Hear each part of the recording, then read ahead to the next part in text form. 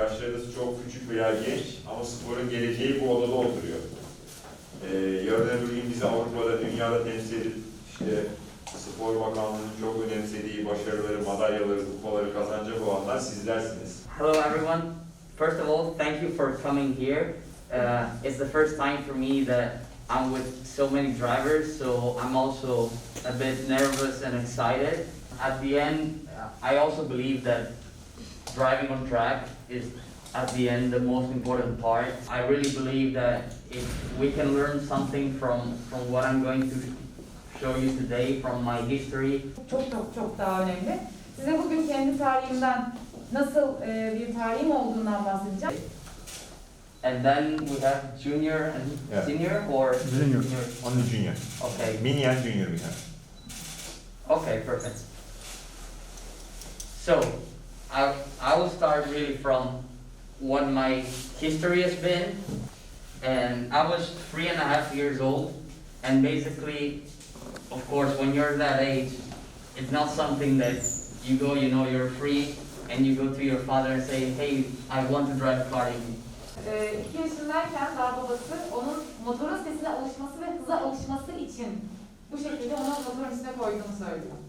And so at the beginning, it really started as something together to build up, and I think that's what made me become so passionate about the sport.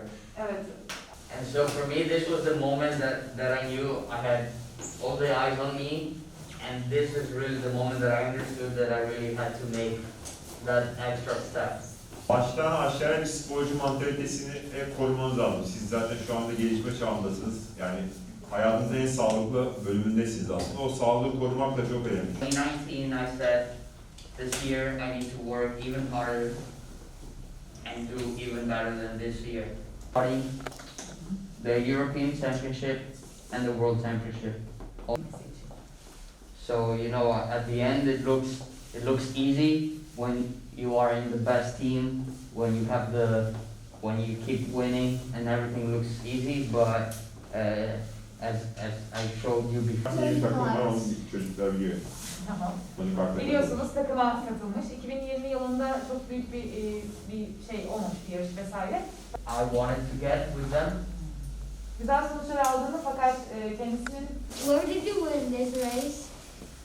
This was the final cup, WSK, again the World Series karting with my father, and to end up winning 2 World Championship is already more than I could have dreamed of.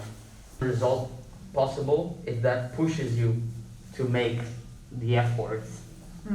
This is pretty much my story from where I started with my father to today here.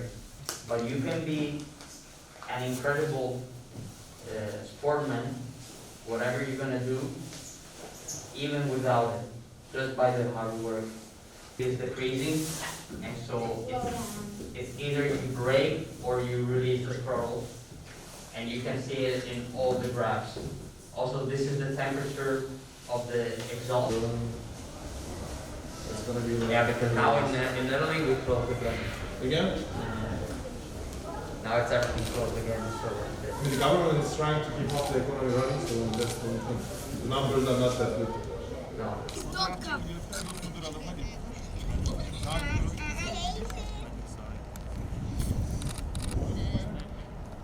Lorenzo buradan görüyorsunuz, duymuşsunuzdur. Dünya şampiyonu. Her birinizin en az bir Lorenzo olmanız için bu eğitimler yapılıyor. Dolayısıyla buradan olabildiği kadar içten şekilde, olabildiği kadar dikkatle dinlemenizi ben sizden rica ediyorum. Siz bu eğitimlerden memnun kalırsanız biz bu eğitimleri devam ettireceğiz.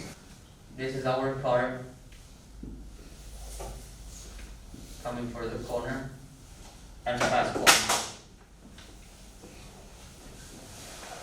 Birincisi yavaş viraj, ikincisi hızlı viraj. Arabaları da gösterdi. So basically the tire, I will get into a little bit of technical physics. I know you probably don't love physics, but it's to understand why we do things on the track in a certain way. So this is the center of gravity, okay? This is balance. this is the balanced tire, okay? When we approach the corner, in a slow corner, we want to make this line to have the cart nice and straight to focus for the exit of the corner. In a slow corner, it's not important the amount of speed you have in this part.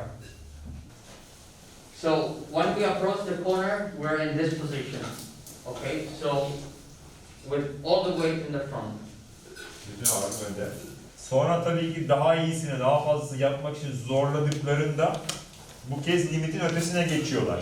Yani aslında da fazla iyi yapayım ve zorlayayım derken zaman kaybetmeye başlıyorlar. Onun için bu çemberin %100'lük limitin etrafında ona mümkün olduğu kadar yakın dolaşabilmeniz çok önemli. Ben kaytarıyorum ama. Ben de kaytarı istemiyorum. Hafta sonu. Sormak istediğiniz, işte farklı gördüğünüz bir şeyler varsa konuşalım. Hocam, o virajın içi sıfır mı yoksa %1, 2 mi? Yani Gaza basmak açısından soruyorsun. Hangisi yavaşla mı hızlı mı? ikisi. Okay. Hepinize çok teşekkür ediyorum bana bu fırsatı verdiğiniz için. İlk defa birden fazla çocukla birlikte bir çalışma fırsatım oldu. On the side of the parents, because I've been asked to also tell you what I think with the parent, because I had this relationship with my father, I could also see that. And it's the first time, that I come, so how I study the track. Ben yine tercüme ediyorum. Siz zaten hepiniz çok iyi biliyorsunuz. What I would do for the dry lines, and then for the wet, you always look at the reference, and then when you drive, you try the things.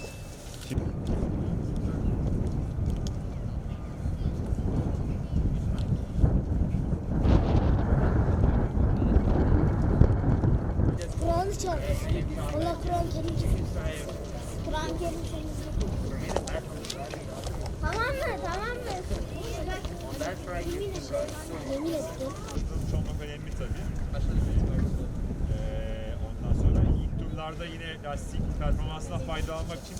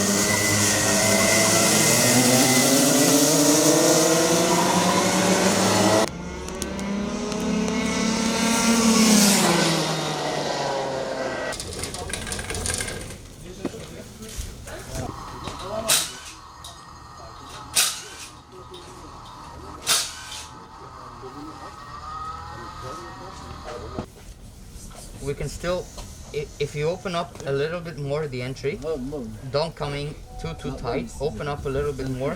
But if you come with a lot of speed, you actually don't need to put throttle inside here.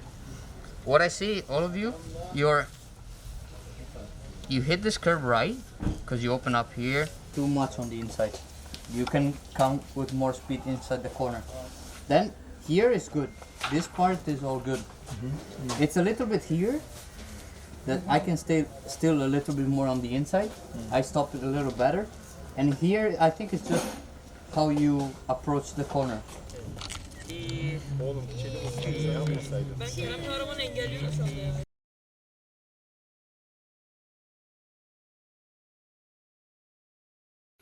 So it's been my first time here in Turkey, and I admit that I found a beautiful place and also with great people that welcome me and make me feel home. And I need to thank the Körfez circuit for all the help and support they've done, and also to all the drivers. I've met basically 18 drivers that worked with me in these days, and I could see that I tried to bring them and show them my passion and my knowledge in this sport, and I could see that they understood and they're trying to work and get better, and for me was a big pleasure.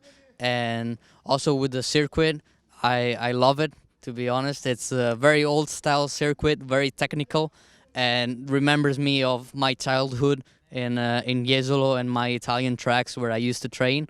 And I want to thank also the team Dynamic for all the help. They've done a fantastic job, and I'm really looking forward to come back to Turkey. So thanks also to the Turkish Federation for the support, and I believe this can be a great thing for the sport and also for the kids to learn and get better and to have a future in this.